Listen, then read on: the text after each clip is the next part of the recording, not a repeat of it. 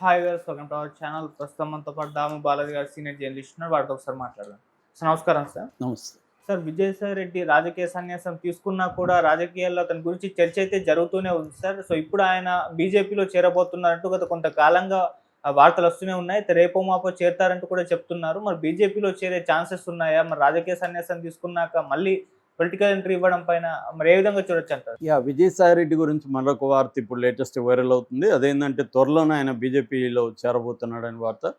So Vijayasai Reddy resign చేసినప్పుడు ఆయన ఏం చెప్పాడంటే, నేను రాజకీయాల నుంచి విరమిస్తున్నాను, నేను వ్యవసాయం చేసుకుంటున్నానని చెప్పాడు. తర్వాత వాళ్ళ బ్రదర్ వ్యవసాయ క్షేత్రంలో కూడా ఆయన వ్యవసాయం చేస్తున్నట్టు ఫోటోలు కూడా షేర్ చేశాడు. సో ఇప్పుడు 67 ఏళ్ళు వయసు అయిపోయింది, ఇంకా రాజకీయాలు నాకు అవసరం లేదు, నేను ప్రశాంతంగా వ్యవసాయం చేసుకుంటానన్న విజయసాయి రెడ్డి తర్వాత హైదరాబాద్లో మన దేశ వైస్ ప్రెసిడెంట్ జగదీప్ ధన్కర్ వచ్చినప్పుడు ఆయనకు వెళ్ళి పుష్పగుచ్చం ఇచ్చాడు. దాంతో ఒకసారిగా జనం షాక్ అయ్యారు. ఈయన రాజకీయాల్లోకి రానంటాడు, మళ్ళీ బీజేపీ వైస్ ప్రెసిడెంట్ వస్తే ఈయనకి ఏం పని అని.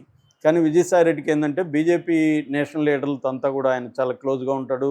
మనం చూస్తుంటాం, చాలాసార్లు ఆయన అమిత్ షాతో కలుస్తూ ఉంటాడు, దాన్ని ఫోటోలు షేర్ చేస్తుంటాడు. సో ఎందుకంటే ఆయన పార్లమెంటేరియన్గా చాలా సక్సెస్ఫుల్గా 2 టర్మ్స్ ఉన్నాడు. అనేక పార్లమెంటరీ సబ్ కమిటీల్లో ఆయన మెంబరు. సో ఎందుకంటే ఆయన సీఏ చదివాడు, హైలీ ఎడ్యుకేటెడ్. తన company VS Reddy SP and associates company, MS company ఒకటి పెట్టాడు. అది చార్టర్డ్ అకౌంటెంట్ కంపెనీ. అది హైదరాబాదు, బెంగళూరు, చెన్నై, ఇంకొన్ని టౌన్స్లో కూడా దాని బ్రాంచెస్ ఉన్నాయన్నమాట. ఆ తర్వాత వైఎస్ రాజశేఖర రెడ్డి కుటుంబంతో క్లోజ్ అయ్యాడు. ఆ కుటుంబానికి ఆయన చార్టర్డ్ అకౌంటెంట్ పనిచేశాడు. తర్వాత జగన్ కంపెనీలు పెట్టాలనుకున్నప్పుడు ఫైనాన్షియల్ అడ్వైజర్గా జగన్ కంపెనీలు పనిచేశాడు. సో దాని తర్వాత జగన్తో ట్రావెల్ చేశాడు, పార్టీలో చేరాడు. జగన్ పార్టీ పెట్టినప్పుడు పార్టీకి జనరల్ సెక్రటరీగా అయ్యాడు. దాని తర్వాత జగన్ అక్రమాస్తుల కేసుల్లో 2012లో జగన్ మీద కేసులు పెట్టినప్పుడు ఈయన కూడా A2గా ఈయన పెట్టారు. ఎందుకంటే మొత్తం దాన్ని వ్యవహారాలన్నీ డీల్ చేస్తుంది ఇది. దాన్నే అక్రమాస్తులు కేసులని పిలుస్తారు. అదేంటంటే సిబిఐ అండ్ ఈడీ ఈ 2 కూడా ఉన్నాయి. సో ఆ కేసులో ఈయన జైలుకి కూడా వెళ్ళొచ్చాడు. ఫస్ట్ ఈ కేసులో జైలుకి వెళ్ళింది ఈయనే, దాని తర్వాత జగన్ వెళ్ళాడు. సో అప్పటి నుంచి కూడా జగన్కి ఒక రైట్ హ్యాండ్ లాగా ఈయన ఉంటూ వస్తున్నాడు. అయితే ఆ మధ్యకాలంలో కొంత విభేదాలు వీళ్ళిద్దరి మధ్య వచ్చాయి. ముఖ్యంగా సజ్జల ఎంట్రీ తర్వాత ఈయన్ని కొంత దూరం పెట్టినట్టుగా మనకు కనబడుతుంది. సజ్జల ఈయన ప్లేసు తీసుకున్నాడు, రైట్ హ్యాండ్గా మారిపోయాడు. దాని తర్వాత ఇంకొంతమంది, సుబ్బారెడ్డి యాక్టివ్ అయ్యాడు, చెవిరెడ్డి భాస్కర్ రెడ్డి లాంటి వాళ్ళు యాక్టివ్ అయ్యారు.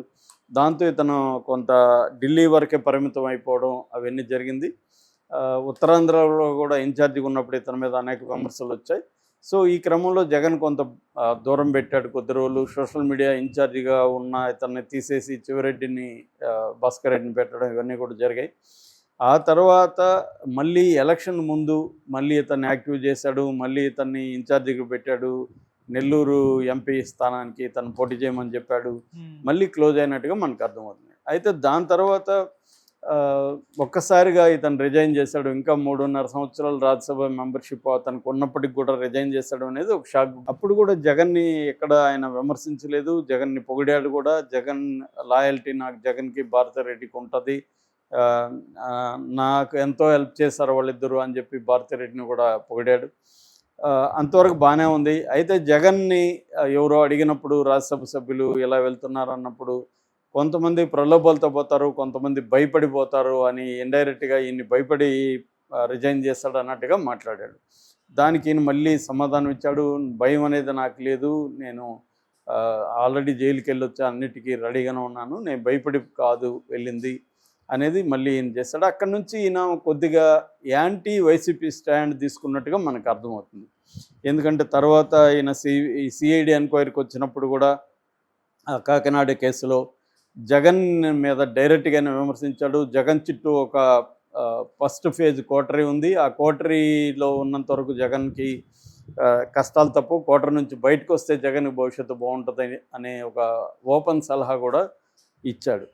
సో దాని మీద పెద్దగా స్పందించలేదు. కానీ వైసీపీ నాయకులు కొంతమంది మాత్రం ఇతను ఇలాగ ఎందుకు మాట్లాడాడు, జగన్ కోటర్ ఎవరో జగన్కే చెప్పచ్చు కదా, అవన్నీ కూడా ఇట్లా చెప్పారు. అట్లాగే కాకినాడ కేసులో నాకు సంబంధం లేదు, ఇది విక్రాంత్ రెడ్డిది మొత్తం అనేది కూడా ఓపెన్గా చెప్పాడు. అది సిఐడి వాళ్ళకి చెప్పొచ్చు కానీ బయట చెప్పాల్సిన అవసరం లేదు. అట్లాగే లిక్కర్ స్కామ్ మీద అసలు ఆయన మాట్లాడాల్సిన అవసరమే లేదు, కానీ లిక్కర్ స్కామ్ గురించి కూడా మాట్లాడాడు. కసిరెడ్డి దీంట్లో ఎంత డబ్బులు తిన్నాడు ఇవన్నీ నా దగ్గర ఉన్నాయి, అవన్నీ నేను బయట పెడతా అన్నాడు. ఇవన్నీ కూడా ఏంటంటే తెలుగుదేశం మీడియాకి ఉపయోగపడే విధంగా, జగన్కి డ్యామేజ్ కలిగే విధంగా ఆయన మాట్లాడాడు. దాని తర్వాత ఒక వార్త వచ్చింది, ఇతను బీజేపీలో చేరబోతున్నాడు, బీజేపీ గవర్నర్గా ఇతనికి ఇవ్వబోతుంది, అందుకనే ఆయన యాక్టివ్ పాలిటిక్స్ని తప్పుకుంటున్నాడు, బీజేపీలో జాయిన్ అవ్వడం ద్వారా బీజేపీకి హెల్ప్ అవుతుంది, అలాగా బీజేపీ తనకి మన గవర్నర్ పోస్ట్ ఇస్తుంది, తమిళనాడు గవర్నర్కి అపాయింట్ చేసే అవకాశం కూడా ఉంది, ఎందుకంటే ఈయన తమిళనాడులో సంబంధాలు ఉన్నాయి, చెన్నైలో కంపెనీ ఉంది, కాబట్టి తమిళ కూడా బాగొచ్చు, తమిళ రాజకీయాల్లో అయినా తన ముద్ర వేసే అవకాశం ఉంది, యాక్టివ్గా ఉండగలడు, అందుకని తమిళనాడులో పెడదామన్న ప్లాన్ కూడా కనబడుతుంది. సో ఈ నేపథ్యంలో నిన్నటి నుంచి ఒక వార్త వైరల్ అవుతుంది, అదేంటంటే మళ్ళీ రాజ్యసభ సభ్యత్వం ఈయన దేనైతే రిజైన్ చేస్తాడో అది జూన్లో మళ్ళీ ఎన్నికలు ఉండే అవకాశం ఉంది, జూన్లో ఈయనకే మళ్ళీ ఇస్తారు, ఈయన మళ్ళీ బీజేపీ రాజ్యసభ సభ్యుడిగా ఉంటాడు. అది కానీ జరిగితే మాత్రం కూటమికి ఎంతో లాభం, ఇక్కడ జగన్కి చాలా నష్టం జరిగే అవకాశం ఉంది. ఎందుకంటే జగన్ కంపెనీలకు సంబంధించి, జగన్ పొలిటికల్ పార్టీకి సంబంధించి, అంటే జగన్కి సంబంధించి అన్ని లోటుపాట్లు ఈయనకి తెలుసు, గుట్టుమట్లు తెలుసు, కాబట్టి ఆ ఇన్ఫర్మేషన్ అంతా కానీ రేపు బయటికి వెళ్తే మాత్రం జగన్కి చాలా ఇబ్బంది. జగన్ కేసులో ఒకవేళ పొరపాటున ఈయన అప్రూవర్గా మారితే మాత్రం జగన్కి కన్విక్షన్ పడే అవకాశం కూడా ఉంది అన్న ఒక యాంగిల్ కూడా ఇస్తుంది. అందుకనే కూటమి నాయకులు ఎవరు కూడా ఈయన మీద ఈ మధ్యకాలంలో విమర్శలు చేయట్లేదు, సైలెంట్గా ఉన్నారు. ఆ కేసులో ఈయన అరెస్ట్ చేయడం కానీ ఏమీ జరగలేదు, ఓన్లీ ఈడీ అండ్ సిఐడి మాత్రం విచారించారు తప్ప కాకినాడ కేసులో ఈయన మీద ఎటువంటి ఆరోపణలు బయటికి చేయడం కానీ, ఈయన్ని అదుపులోకి తీసుకోవడం కానీ ఇవేవి జరగట్లేదు. సో అంటే క్లియర్గా ఈయన బీజేపీలోకి వెళ్ళి జగన్కి యాంటీగా పనిచేస్తే కూటమికి లాభం, జగన్కి నష్టం అన్న యాంగిల్ ఒకటి వైరల్ అవుతుంది. రెండవ యాంగిల్ కూడా ఉంది, ఇదేంటంటే కాన్స్పిరసీ థియరీ యాంగిల్. ఇదేంటంటే అసలు జగనే ఈయన్ని బీజేపీలోకి పంపిస్తున్నాడు, చంద్రబాబు ఎట్లయితే గతంలో తన మనుషుల్ని రాజ్యసభ సభ్యులుగా బీజేపీలోకి పంపించాడు, ఇది చంద్రబాబు ముందు నుంచి ఉంది. అతను ఏంటంటే వేరే పొలిటికల్ పార్టీలోకి కూడా తన మనుషులను పెడతాడు. చంద్రబాబు ఏంటంటే వ్యవస్థల్లోనూ తన మనుషులను పెట్టుకోవడం, ఇన్వెస్టిగేటివ్ ఏజెన్సీలు కావచ్చు, కోర్టులు కావచ్చు, జడ్జీలు కావచ్చు, ఇలా తన మనుషుల్ని ప్లాన్ చేసుకుంటూ రావడం. అట్లాగే మీడియాలో కూడా వివిధ మీడియాల్లో తన మనుషులను పెట్టడం, తన సొంత మీడియానే కాకుండా శత్రువుల మీడియాలో కూడా తన మనుషులను పెట్టడం. నెక్స్ట్ వేరే పొలిటికల్ పార్టీలో సిపిఐ సిపిఎంల దగ్గర నుంచి కాంగ్రెస్ పార్టీ నుంచి బీజేపీ వరకు అన్ని పార్టీల్లో కూడా తన మనుషుల్ని ప్లాన్ చేసుకుంటూ రావడం అనేది చంద్రబాబుకు ఉండే స్ట్రాటజీస్. అదే మోడల్ని జగన్ ఫాలో అవుతున్నాడు. ఎందుకంటే చాలా విషయాల్లో జగన్ చంద్రబాబునే ఫాలో అవుతుంటాడు, ఎందుకంటే ఆయన సక్సెస్ఫుల్గా 45 ఏళ్ళు రాజకీయాల్లో ఉన్నాడు, కాబట్టి చంద్రబాబుని చాలా విషయాల్లో ఫాలో అవుతుంటాడు జగన్. ఇప్పుడు కూడా జగన్ ఏం చేస్తున్నాడంటే తనకి అత్యంత నమ్మకస్తుడైన విజయసాయిరెడ్డిని బీజేపీలోకి పంపడం ద్వారా బీజేపీ నెక్స్ట్ 2029 ఎలక్షన్ లోపల బీజేపీని తనకు అనుకూలంగా మార్చుకోవడం అన్న ఒక ప్లాన్ జగన్ ఉన్నాడు. అందుకనే బీజేపీ ఇప్పటి వరకు ఎన్ని కంప్లైంట్లు వెళ్తున్నా, ఏం జరుగుతున్నా జగన్ మీద చిన్న ఈగ కూడా వాళ్ళనికుండా బీజేపీకి జగన్ని కాపాడుతుంది.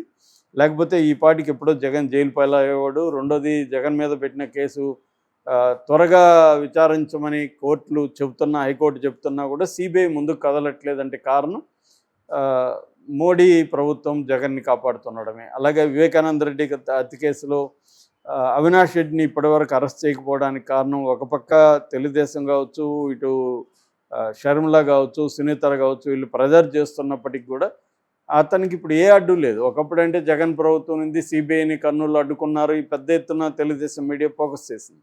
ఇవాళ అవినాష్ రెడ్డిని అరెస్ట్ చేయాలంటే ఎవరు అడ్డుపడే పరిస్థితి లేదు, ఎందుకంటే ఇక్కడ కూటమి ప్రభుత్వం ఉంది.